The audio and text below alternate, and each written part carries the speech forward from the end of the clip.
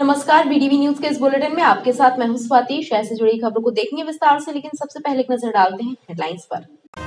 नामांकन पत्र दाखिल करने की आखिरी तारीख 30 अक्टूबर को कलेक्ट्रेट में रही मेले जैसी स्थिति। राजनीतिक दलों के उम्मीदवारों ने जमा किए नामांकन पत्र। जबलपुर उत्तर मध्य विधानसभा में भाजपा के बीच मची बगावत। नेता प्रतिपक्ष कमलेश अग्रवाल ने दाखिल किया पर्चा। और नामांकन जमा करने के अंतिम दिन पुलिस छावनी में तब्दील रहा कलेक्ट्रेट कार्यालय। प्रवेश द्वारों से लेकर रिटर्निंग अधिकारियों के कक्षों तक रहा पुलिस का कड़ा पहरा। नामांकन पर्चा दाखिल किए जाने की आखिरी तारीख 30 अक्टूबर को जिला निर्वाचन कार्यालय में मेले जैसी स्थिति नजर आई। राजनीतिक दलों के उम्मीदवार अपने समर्थकों के साथ कलेक्ट्रेट पहुंचे और नामांकन पर्चा जमा किया। विधानसभा चुनाव की नामांकन प्रक्रिया के अंतिम दिन 30 अक्टूबर को जिला निर्वाचन कार्यालय में प्रत्याशियों और उनके समर्थकों की भीड़ लगी रही। ढोल धमाकों के साथ कलेक्ट्रेट पहुंचे राजनीतिक दलों के उम्मीदवारों ने प्रस्तावकों के साथ नामांकन पत्र जमा किया। सोमवार को सुबह 11 बजे हुई नामांकन प्रक्रिया दोपहर 3 बजे समाप्त हुई। इस दौरान सुबह 11 बजे पाटन से भाजपा उम्मीदवार अजय विश्नोई अपने समर्थकों के साथ आए एवं नामांकन जमा किया।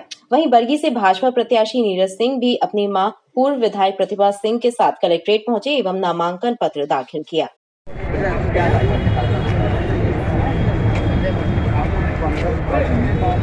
पनागर विधानसभा से कांग्रेस उम्मीदवार राजेश पटेल ने भी नामांकन जमा किया। पश्चिम विधानसभा से भाजपा उम्मीदवार राकेश सिंह रैली निकालकर नामांकन जमा करने जिला निर्वाचन कार्यालय पहुंचे। ढोल धमाके और प्रस्तावकों की भारी भीड़ के बीच 4 प्रस्तावकों के साथ कार्यालय में जाकर नामांकन पर्चा जमा किया। जी आई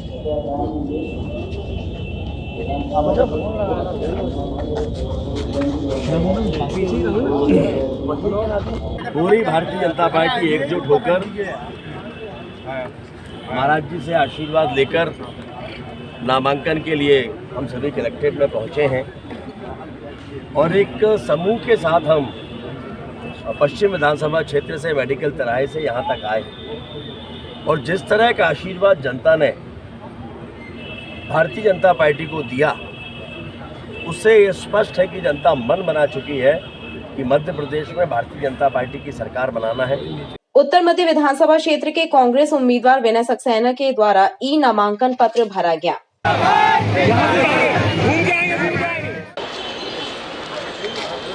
यही संकेत देना चाहता था कि वही ई नामांकन भर के कि हमारा देश और हमारे युवा इसी शक्ति के माध्यम से हमेशा राज करें और विश्व में भी हमारा पताका हमारे तिरंगे की फहराते रहें। वहीं उत्तर मध्य विधानसभा से भाजपा प्रत्याशी समर्थकों एवं पार्टी के वरिष्ठ नेताओं के साथ नामांकन भरने पहुंचे। आज भारतीय जनता पार्टी के उत्तर मध्य विधानसभा के प्रत्याशी के रूप से मैंने नामांकन भरा है। मैं प्रदेश नेतृत्व का और केंद्रीय नेतृत्व का और जबलपुर महानगर के हमारे सभी नेतृत्वकर्ताओं के प्रति आभार व्यक्त करता हूं। पूर्व विधानसभा क्षेत्र से कांग्रेस उम्मीदवार लखन घनघोरिया भी नामांकन जमा करने कलेक्ट्रेट पहुंचे। लोकतांत्रिक प्रक्रिया में सबको लड़ने का अधिकार है, लेकिन ये टीम बी टीम सी टीम डी टीम चाचा भतीजा पूरी जनता जानती है, क्षेत्र की पब्लिक भी जानती है। जो 365 दिन जनता के सामने रहेगा, 365 दिन जनता के साथ रहेगा, जनता उसके साथ रहती है।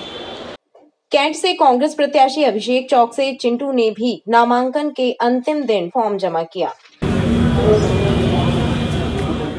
कैंट से जनता दल के सूरज जायसवाल और आजाद समाज पार्टी के एडवोकेट अनिल रैदास ने भी फॉर्म भरा।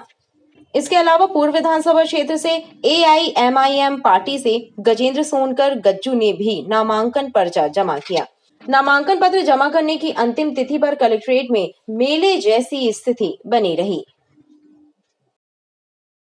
सोमवार को नामांकन जमा करने अंतिम दिन कलेक्ट्रेट कार्यालय परिसर पुलिस छावनी में तब्दील रहा। कलेक्ट्रेट कार्यालय के मुख्य गेट सहित सभी प्रवेश द्वारों और रिटर्निंग ऑफिसर के कक्षों तक पुलिस का कड़ा पहरा नजर आया।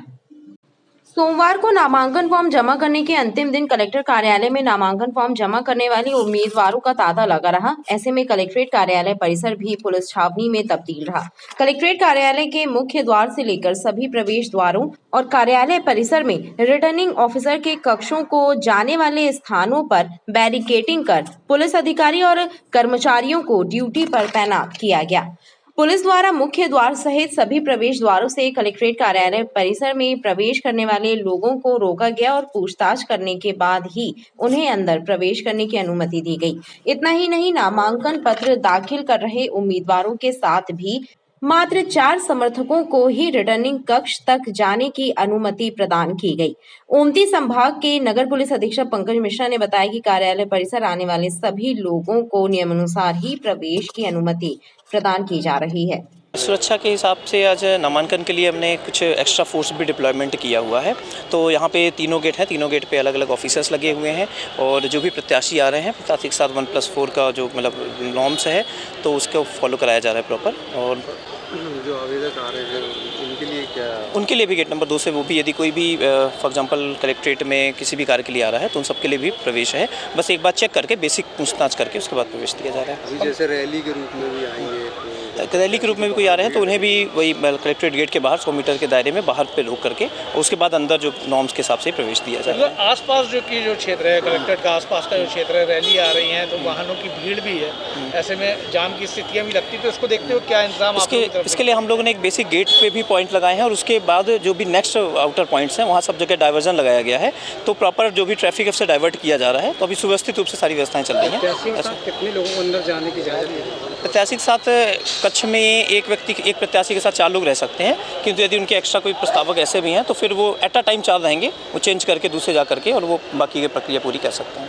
नामांकन दाखिल करने की अंतिम तिथि को देखते हुए कलेक्टर कार्यालय परिसर में पुलिस अधिकारियों, कर्मचारियों के साथ ही अर्धसैनिक बल के सशस्त्र जवानों को भी ड्यूटी पर तैनात किया गया।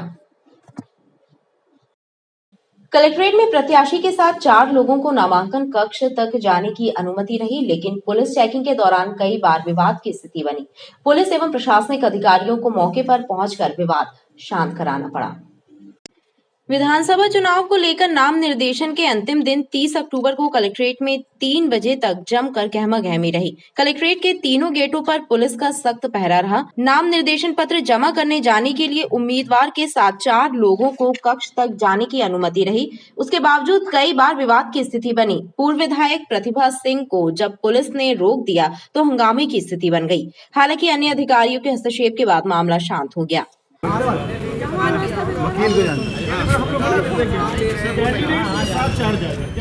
सीएसपी तो वो कहते हैं कि वो आएगा सिर्फ प्रत्याशी, अभिकर्ता को और प्रस्तावक नहीं जा सकते अंदर, आपको नहीं जाना है अंदर। मैंने कहा मैं पूछ के आई हूँ, नियम के अनुसार जाना चाहती हूँ, और नहीं आपको नहीं जाने देंगे। तो क्या मतलब जाने नहीं दे रहे थे? हाँ, जाने नहीं दे रहे थे। आप मुझे प्रस्ताव प्रत्याशी के साथ 4 लोगों की अनुमति है? नहीं, वो कहते प्रत्याशी ही आएगा एबी फॉर्म भरने के लिए। अच्छा। तो मैंने कहा नियम में ये प्रस्तावक, और मैं अभिकर्ता भी हूँ प्रस्तावक भी हूँ, तो मैं आ सकती हूँ, ये पूछ के ही आई हूँ मैं एसडीएम से, जो आपका यहाँ पीठासीन अधिकारी है, उनसे पूछ के आई हूँ। बोले जब वो पीठासीन अधिकारी यहाँ आएगा तब देंगे अनुमति। इस तरह की बात करते हैं। हम क्या आप फिर मैंने कहा नियम, फिर फ़ोन हुआ होगा तो फिर जाने दिया अंदर। मैं क्यों नियम का उल्लंघन करूँगी? मैं तो नियमों के पालन करने के लिए हम लोग। अब ये इस तरह के रोक रहे हैं और 3 बजे तक है आज। अब मैंने कहा मेरे को कहीं क्षेत्र में भी जाना था, तो मैंने कहा मैं 11:45 पे आ गई थी कि टाइम से हो जाएगा और निकल जाऊंगी। बोले नहीं आप नहीं आएंगे, प्रत्याशी आएगा।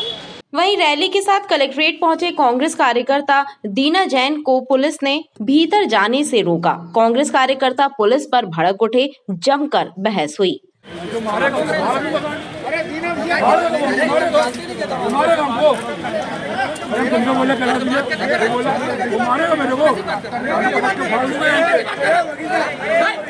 पुलिस के अन्य अधिकारियों की समझाइश के बाद मामला शांत हुआ, लेकिन पुलिस चेकिंग के दौरान हुए विवाद दिन भर चर्चा का विषय बने रहे।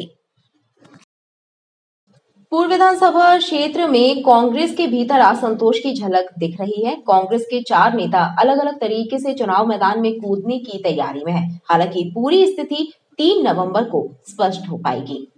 कांग्रेस नेता एवं पूर्व नेता प्रतिपक्ष राजेश सोनकर ने कांग्रेस पार्टी के एबी फॉर्म की उम्मीद में फॉर्म जमा कर दिया है और पूर्व पार्षद तेज कुमार भगत भी नाम निर्देशन पत्र जमा करने की बात कह रहे हैं। दोनों की बातों में असंतोष झलक रहा है। बिल्कुल, मैंने जबलपुर पूर्व 97 से अपनी उम्मीदवारी के लिए नॉमिनेशन फाइल किया है और इस उम्मीद से कि जबलपुर पूर्व 97 में बहुत लंबे समय से और बहुत बड़े वर्ग की अनदेखी और दलों के द्वारा की जा रही, पार्टियों के द्वारा की जा रही, मैं उस वंचित समाज की मांग को लेकर के मैंने इस उम्मीदवारी को किया है कि कम से कम दूसरे समाज के लोगों को भी प्रतिनिधित्व करने का मौका मिलना चाहिए। वहाँ सिर्फ वर्ग विशेष को टिकट दे करके पार्टी तीसरी कर लेती है, उसकी मैं भर्त्सना करता हूँ और उम्मीदवार के तौर पर मैंने आज जबलपुर पूर्व 97 में अपना पर्चा दाखिल किया है। मुझे आशा ही नहीं विश्वास है कि मेरा नेतृत्व इस पर गहन मंथन करेगा, चिंतन करेगा और चूंकि आज नॉमिनेशन का आखिरी दिन है और 3 बजे तक का ही समय है, तो ये भी विचारणीय है, इसलिए समय पर आकर के इस प्रक्रिया को पूरा किया गया है। हमने जबलपुर पूर्व विधानसभा से फॉर्म नामांकन पत्र आज दाखिल किया है।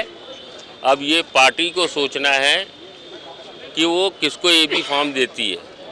हमने कांग्रेस से कोई वैसा बगावत नहीं की है, हमने पार्टी के नाम से ही फॉर्म भरा है। कितनी उम्मीद है आपको कि आपको एबी फॉर्म मिल जाएगा? आशा से तो आसमान टंगा हुआ है, उसी आस में हमने भरा हुआ है, अब जैसी हरी इच्छा। कांग्रेस नेता गज्जू सोनकर ने ओवैसी की पार्टी AIMIM की टिकट पर नामांकन पत्र जमा कर दिया है और कांग्रेस नेता राम सिंह जाट भी निर्दलीय प्रत्याशी के तौर पर चुनाव मैदान में कूदने की तैयारी में है। इन 4 कांग्रेस कार्यकर्ताओं का असंतोष पार्टी को कितना नुकसान पहुंचा सकता है, फिलहाल कहना मुश्किल है, लेकिन इनके बगावती तेवर चर्चा का विषय बना हुआ है। उत्तर मध्य विधानसभा क्षेत्र में भारतीय जनता पार्टी के प्रत्याशी की मुश्किलें बढ़ती जा रही हैं। नेता प्रतिपक्ष कमलेश अग्रवाल ने अपना नामांकन दाखिल करते हुए घोषणा कर दी है कि यदि पार्टी एबी फॉर्म नहीं देगी तो निर्दलीय चुनाव लड़ेंगे। उत्तर मध्य विधानसभा क्षेत्र में भाजपा के भीतर मचा घमासान शांत होने का नाम नहीं ले रहा है। भाजपा नेता और नगर निगम नेता प्रतिपक्ष कमलेश अग्रवाल ने नामांकन के अंतिम दिन अपना नाम निर्देशन जमा कर दिया है। साथ ही घोषणा की है कि यदि भाजपा ने उन्हें एबी फॉर्म नहीं दिया तो बतौर निर्दलीय प्रत्याशी चुनाव लड़ेंगे। पार्टी से फॉर्म भर रहा हूँ और 2 तारीख तक पार्टी अगर चाहे तो मुझे चुनाव लड़ा सकती है, इसलिए मैं आज भारतीय जनता पार्टी की तरफ से फॉर्म भर रहा हूँ और अगर पार्टी टिकट नहीं देती है तो फिर मैं जनता के आदेश पे निर्दलीय चुनाव लड़ूंगा। नहीं है, बी फॉर्म जब मिलता है, जब फॉर्म की स्क्रूटनी हो जाती है, जब फॉर्म की स्क्रूटनी हो जाएगी उसके बाद डिसीजन। उम्मीद है आपको? उम्मीद है, पूरी उम्मीद है, पार्टी मुझ पे आशीर्वाद देगी। हालांकि भाजपा नेता धीरज पटेरिया और प्रभात साहू अब भाजपा प्रत्याशी अभिलाष पांडे के साथ खड़े नजर आ रहे हैं।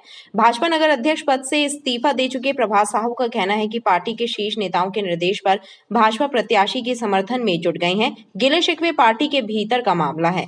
मैं आरोप नहीं लगाया, मैंने अपना इस्तीफा दिया था। इस्तीफा दिया था आपने, जो बात बोली थी उसको क्या मानते हुए आज फिर आप प्रत्याशी के साथ? पार्टी तय करेगी, मेरे निर्णय पर विचार करेगी। अभी तो फिलहाल उनका कहना था कि जबलपुर की 4 विधानसभा जिताने की जवाबदारी आपकी है और इसलिए मैं सुबह 11 बजे राकेश सिंह जी की नामांकन रैली में था। वहाँ से निकलकर पश्चिम विधानसभा से निकलकर अभी धीरज अपने अभिलाष भाई के इसका उत्तर मध्य विधानसभा की रैली में उनका नामांकन भरा है और हम सब भारतीय जनता पार्टी जबलपुर शहर के कार्यकर्ता मिलकर 4 विधानसभा को जिताने का प्रयास करेंगे। कमलेश अग्रवाल ने भी नामांकन भरा है। अभी मेरे पास जानकारी नहीं है, अभी जानकारी लेंगे तब पता लगेगा। बहरहाल भाजपा के भीतर मची घमासान शांत होने का नाम नहीं ले रही है। कमलेश अग्रवाल का बगावती स्वर चर्चा का विषय बना हुआ है। यदि कमलेश अग्रवाल निर्दलीय प्रत्याशी के तौर पर चुनाव लड़ते हैं तो मुकाबला त्रिकोणीय हो जाएगा। नामांकन जमा करने के अंतिम दिन विभिन्न विधानसभा क्षेत्रों से नामांकन रैली निकाली गई और इस दौरान ट्रैफिक विभाग द्वारा कुछ स्थानों पर रूट भी डायवर्ट किए गए, जिससे कई जगह यातायात बाधित रहा। चुनावी माहौल में नामांकन फॉर्म जमा करने के अंतिम दिन रैलियों की भरमार रही। अलग अलग विधानसभा क्षेत्रों से निकाली गई रैलियों में भारी भीड़ रही, जिसकी वजह से कुछ स्थानों पर रूट भी डायवर्ट करना पड़ा और कई स्थानों पर ट्रैफिक जाम की स्थिति भी निर्मित हो गई एवं वाहन चालकों को काफी परेशानी का सामना करना पड़ा।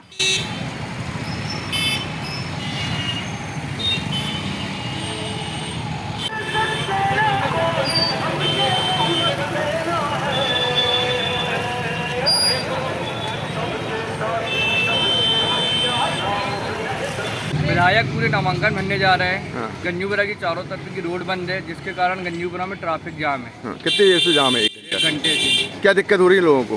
लोगों को बहुत परेशानी हो रही है निकलने के कारण, क्योंकि यहाँ पे चारों रोड बंद कर दी गई हैं। ऑटो ही निकल रही हैं, ऑटो, गाड़ी, लोगों का ट्रैफिक, यही जाम हो रहा है।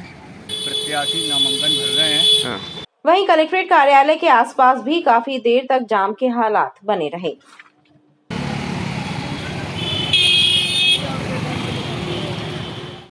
नेताजी सुभाष चंद्र बोस केंद्रीय जेल परिसर में सन 2011 में बंदियों द्वारा बनाया गया तालाब देखरेख के अभाव में अपना अस्तित्व खोने की कगार पर है। सफाई की पर्याप्त व्यवस्था न होने के कारण तालाब के चारों ओर गंदगी फैली हुई है। तालाब के पानी से आ रही बदबू स्थानीय लोगों की परेशानी का सबब बनी हुई है।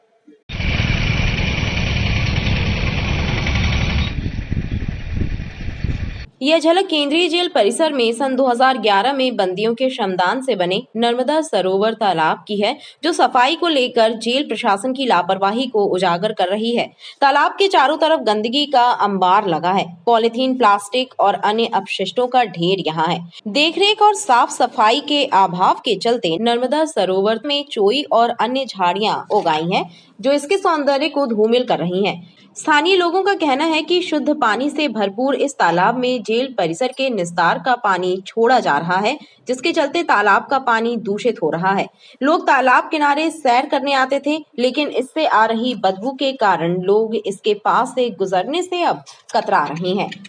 यहाँ पे बहुत गंदगी है, आप देख सकते हैं, और यहाँ पे सुबह मॉर्निंग वॉक भी लोगों ने आना जाना बंद कर दिए। तो मैं प्रशासन से ये उम्मीद करता हूँ कि यहाँ जल्दी सफाई की जाए। तालाब से बदबू वगैरह भी आ रही है? बहुत सर, बहुत ज़्यादा आ रही है। और यहाँ पे निस्तार का पानी वगैरह मिलता है? जी, सब मिलता है। वो आगे आप देख सकते हैं, वहाँ से निस्तार का पानी भी मिलता है। मैं इधर से निकल रही थी, तालाब बहुत गंदे हैं, कचरा बहुत है। प्रशासन से रिक्वेस्ट है कि इधर साफ करवाए। तालाब के रखरखाव को लेकर समय रहते यदि कारगर प्रयास न किए गए तो बंदियों के श्रमदान की यह एक अनुकरणीय पहल नष्ट हो जाएगी और हर तरफ बदबू के कारण आसपास के क्षेत्रों में लोगों का रहना मुश्किल हो जाएगा। संजीवनी नगर थाना क्षेत्र की धनवंतरी नगर चौकी के अंतर्गत आने वाले जसूसा सिटी फेज 2 के एक सोने घर से नकदी सहित लाखों रुपए की चोरी करने वाले चोरों का पुलिस अब तक सुराग हासिल नहीं कर सकी है। पुलिस ने सीसीटीवी कैमरों की मदद से प्राप्त फुटेजों के आधार पर कुछ संदेहियों को चिन्हित किया है, लेकिन अब तक पुलिस के हाथ खाली हैं। संजीवनी नगर थाने की धनवंतरी नगर पुलिस चौकी के अंतर्गत आने वाले जसूसा सिटी फेज 2 इलाके में रहने वाली अरुणा बाल्मी के घर बीते दिनों हुई लाखों रुपए नकदी और जेवरातों की चोरी के मामले में पुलिस के हाथ अब भी खाली हैं। दशहरा घूमने गए परिवार के सोने घर से चोरों ने 7 लाख रुपए नगद और सोने के आभूषणों पर हाथ साफ कर दिया था। फिलहाल इस मामले में पुलिस को सीसीटीवी कैमरों की मदद से कुछ संदेहियों का सुराग हासिल हुआ है, लेकिन एक सप्ताह बीतने के बाद भी पुलिस चोरों तक नहीं पहुंच पाई है। पूरे शहर में घूमने के लिए 9 साढ़े 9 बजे निकले और जब वो लोग लगभग 4 बजे वापस आए हैं तो उनके घर का दरवाज़ा टूटा था, ताला टूटा था और थाने पर रिपोर्ट आने पर प्रकरण पंजीबद्ध किया गया है। उनके द्वारा यह लिखाया गया है कि गाड़ी स्विफ्ट कार खरीदने के लिए 7 लाख रुपए नकद रखा गया था और सोने की चैन और अंगूठियाँ जो उनके पास रखी थी उनके दराज में, वो दराज तोड़ के चोरी हुई है। चौकी संजीवनी नगर में रिपोर्ट किए जाने पर अपराध का पंजीयन किया गया है। सीसीटीवी फुटेज के आधार पर आरोपियों को लोकेट किया जा रहा है। जल्दी चोरी वारदात के बाद पुलिस ने चोरों का सुराग हासिल करने फिंगरप्रिंट एक्सपर्ट और डॉग स्क्वाड की भी मदद ली थी। पुलिस इस मामले में मौके पर मिले फिंगरप्रिंट का संदेहियों से मिलान कर चोरों की पहचान करने का प्रयास भी कर रही है। खबरें लगातार जारी हैं, आप देखते रहिए BDV न्यूज।